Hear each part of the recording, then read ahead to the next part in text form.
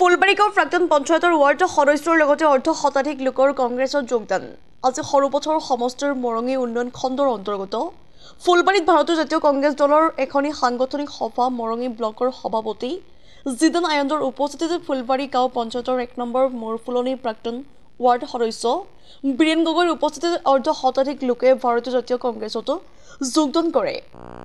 আগন্তুক লোকসভাৰ প্ৰতি লক্ষ্য ৰাখি ভাৰতীয় জাতীয় কংগ্ৰেছৰ দলে কংগ্ৰেছ দলৰ প্ৰাৰ্থী ৰজলিনা টেকেক জয়যুক্ত কৰাবলৈ কংগ্ৰেছ দলে উঠি পৰি লগা পৰিলক্ষিত হৈছে।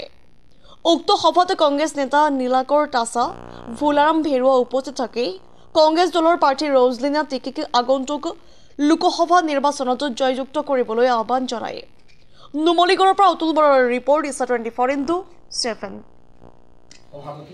প্ৰাক্তন বুলিয়ে কৈছোঁ তেখেতক, যদিও প্ৰাক্তন সভাপতি শ্ৰীযুত প্ৰবীণ বৰা ডাঙৰীয়া, তেখেতক এখন ফুলাম গামোচা সম্বৰ্ধনা জনাবৰ কাৰণে আমাৰ মৰঙী ব্লক কংগ্ৰেছৰ সভাপতি শ্ৰীযুত জিদান আয়ান্দক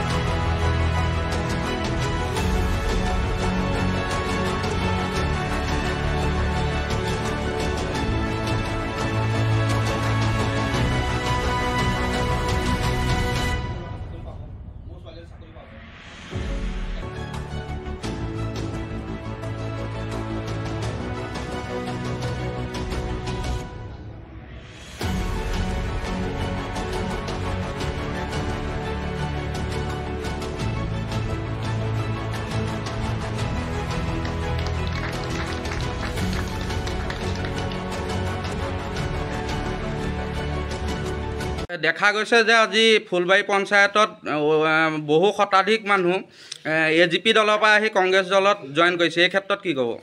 আমাৰ দলত আজি এই নিৰ্বাচনত অৱতীৰ্ণ হ'বৰ কাৰণে অকল ভাৰতীয় জাতীয় কংগ্ৰেছ দলৰ কৰ্মীসকলে সহযোগিতা আগবঢ়োৱা নাই।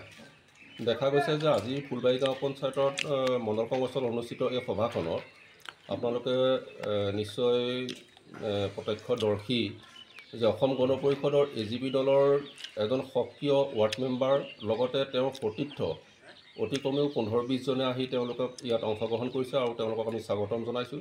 আৰু লগতে অতি সুখৰ কথা যে আপৰ গোলাঘাট জিলা যুৱ মৰ্চাৰ উপসভাপতি ৰিণ্টু বৰদলৈ তেওঁ আজি সভাত অংশগ্ৰহণ কৰিছে। তেওঁ উদাত্ত ভাষণ দিছে কেনেধৰণে কংগ্ৰেছ দলত ভোট দিব পাৰি, লগতে জাতীয় পৰিষদৰ ল'ৰা আহি পেলাই ইয়াত জইন কৰিছে। গতিকে আমাৰ আজি সভাখনত পূৰ্ণাংগ এখন সভা, নিৰ্বাচনী সভা।